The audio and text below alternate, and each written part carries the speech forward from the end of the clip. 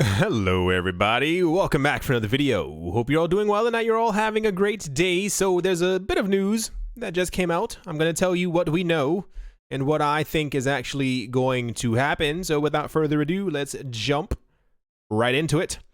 Today, International Business Machines Corporation, or IBM, announced the launch of the IBM Blockchain WorldWire in a large selection of markets. IBM Blockchain WorldWire is a real-time global payments network for regulated financial institutions from the American multinational information technology company. It has been created with the purpose of optimizing and quickening foreign exchange, cross-border payments, and remittances, which has long been one of blockchain technology's promises. As of writing, IBM Blockchain WorldWire has officially launched payment services in 72 countries with 47 currencies and 44 banking endpoints. Notably, IBM's blockchain is reportedly the first such implementation to integrate payment messaging, clearing, and settlement while allowing participants to dynamically choose from a variety of digital assets for settlement. They said, "We've created a new type of payment network designed to accelerate remittances and transform cross-border payments to facilitate the movement of money in countries that need it most. By creating a network where financial institutions support multiple digital assets, we expect to spur innovation and improve financial inclusion worldwide," end quote. IBM Blockchain WorldWire notably uses Stellar's protocol to facilitate point-to-point money transfers. Because it is a blockchain-based protocol, the needs for intermediaries is dramatically reduced and transactions may be settled in a matter of seconds. Luis Carlos Brandao Calvancati, my goodness, Jr., Innovation, his name, and Digital Channel Executive Director at Banco Bradesco, commented and said, "Bradesco continuously adopts innovation that enhances customer experience and improves efficiency. The WorldWire network addresses both of these aspects and therefore presents a valuable opportunity for Bradesco and its customers in Brazil." So, we know a couple of things, and I'm going to, it's not even, so a fragment of this will be my opinion.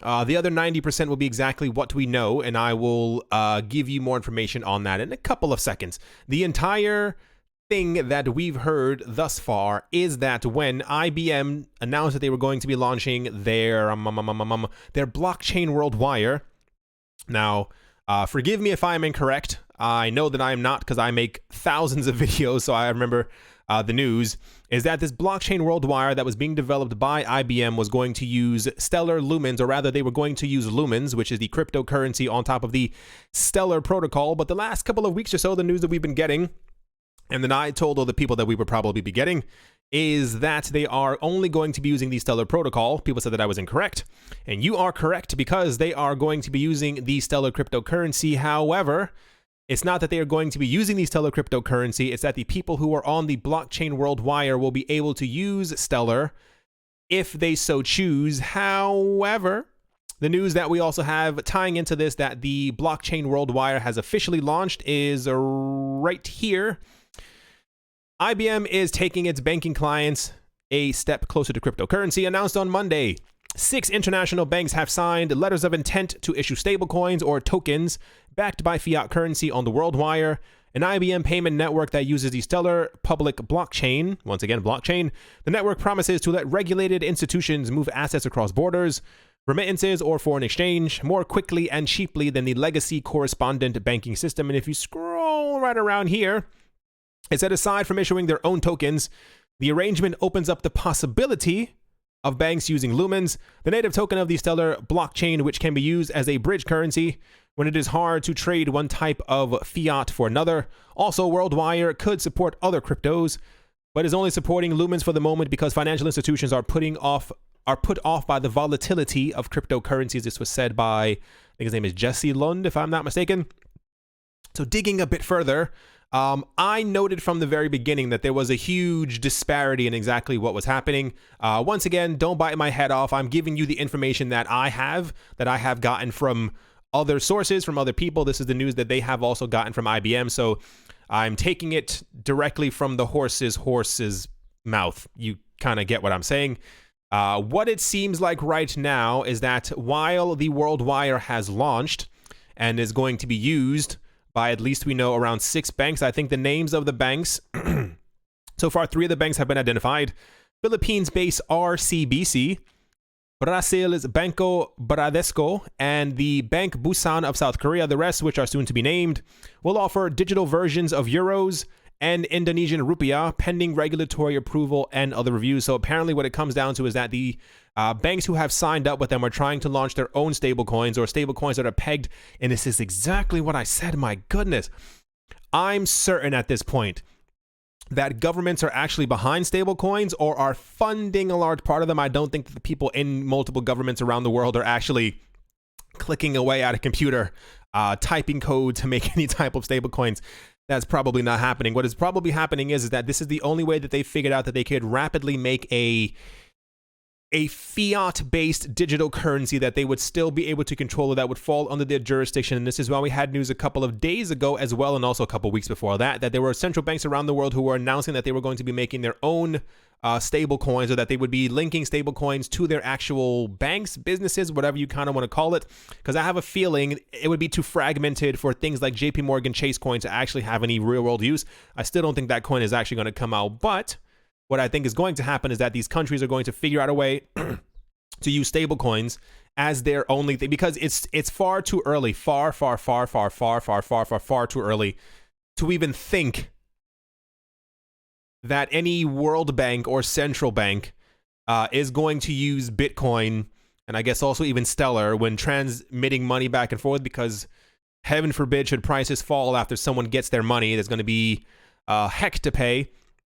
So this is why I think there's like a movement towards banks using stable coins, or rather stable cryptocurrencies, because they realize that they're not going to win by continuously using paper money. So they have to get onto the crypto bandwagon. And the easiest way for them to do this is with stable coins. And this is why I personally think that we've seen such a huge amount of hype and interest around stable coins since around 2018.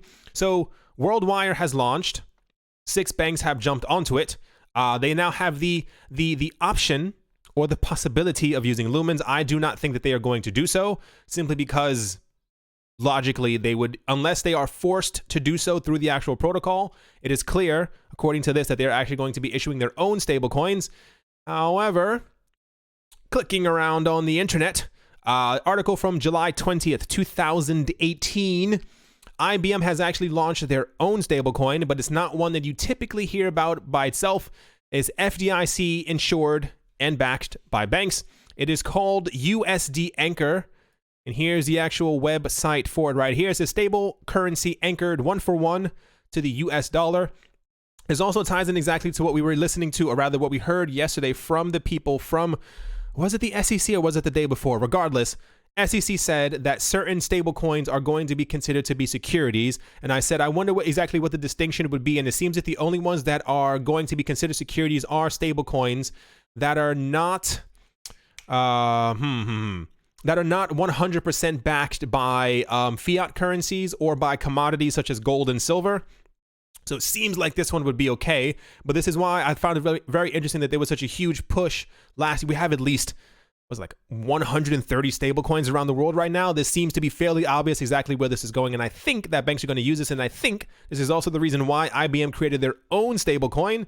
Says it's somewhere on here, redeemable 1-for-1. Why choose us? Because we're awesome. So and so and so. Legal protection. Their team right here, they make sure to note that they have people from Harvard twice, and also someone who is with Facebook who helped bring Facebook up.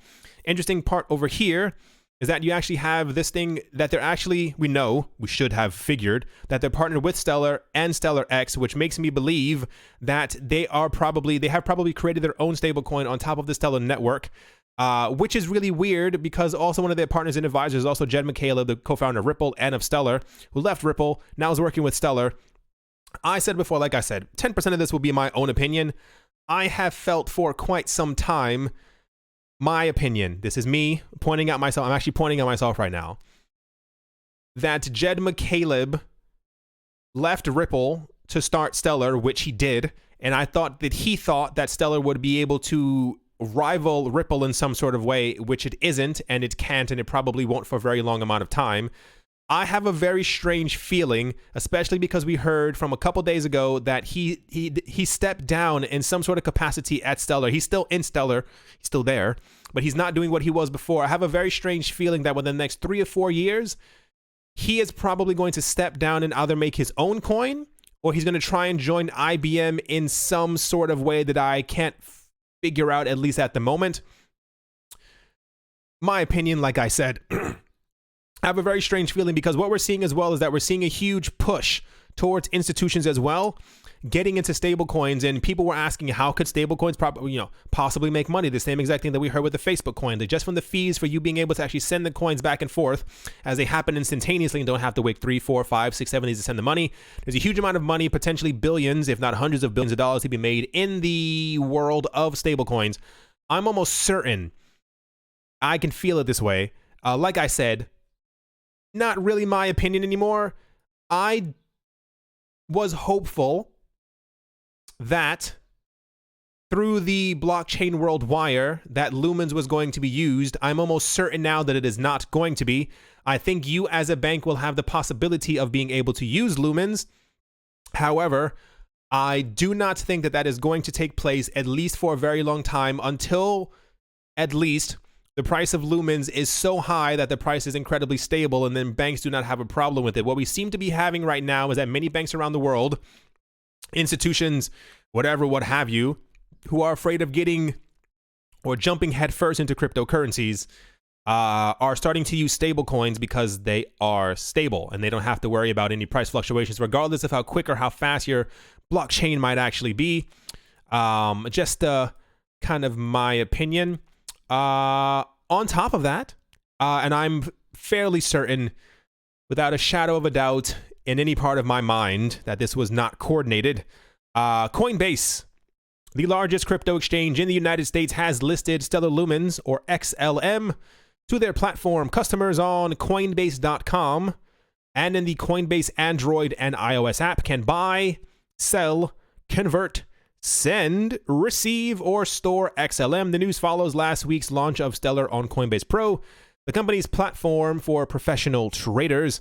Stellar Lumens is the native currency of the Stellar Payment Network, which aims to connect banks and financial institutions, payment systems, and individuals for fast, secure, and cost-effective cross-border transactions. XLM, or Lumens, will be available for Coinbase customers in most jurisdictions, but will not be available for residents in the UK or in New York State. This is what I said in my last video. It's very weird, the amount of stuff that doesn't hit New York because of the bit license.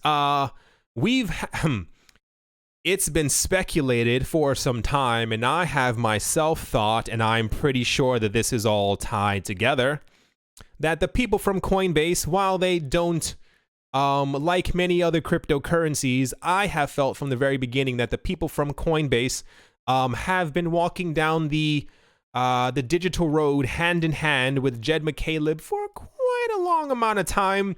I think this was very coordinated. I'm certain about 2 weeks ago, I wasn't in the room, Jed McCaleb probably told the people from Coinbase to add it last week to Coinbase Pro, because this week IBM would be announcing news that they would be so and so and so, Stellar Lumens, built on their blockchain, possibility of using the token. Isn't it kind of weird that the same exact day that Coinbase would also add Stellar Lumens to their platform? Anyone seeing the connection to kind of how all of this is happening? It's nice to hear that Stellar Lumens is finally on Coinbase. I think this should have happened a long time ago. I feel like a lot of the stuff that happens in the cryptocurrency space tries to be coordinated but ends up kind of stumbling over itself. I believe that the people from Coinbase and Stellar, and maybe even to a smaller extent IBM, also believe that the Stellar Lumens token would be up around 35% right now off of the news that it had been listed on Coinbase, and also because of the blockchain world wire. However, just because institutions and banks are not currently going to be using Lumens, that does not mean that we are not going to have a situation similar, or rather that they're not going to have a situation where a couple of banks kind of come forward and announce that they are going to be using Lumens. There's a lot of money floating in the background. The reason I made this video was to, one, tell you about the World Wire finally launching. We heard news from IBM last week that we would have good news this week about them launching. Coinbase also adding Lumens. Wonderful, amazing. The point is, make sure to always do research, regardless of how hyped or excited you might be about something. I had a strange feeling from the very beginning that Lumens was going to be optional. People told me I was wrong. I was spreading FUD. I had no idea what I was talking about. You can Google it yourself. This is why we have the internet. It is there for everyone to use, free of use. Google it yourself, find out the information. I figured that Lumens would be a possibility to be used, and this is why I thought it was also kind of weird a couple of days ago when IBM announced that they would possibly be adding other cryptocurrencies, and this is why Lumens would probably not be the only exclusive one, and they said it could be XRP or it could be Bitcoin.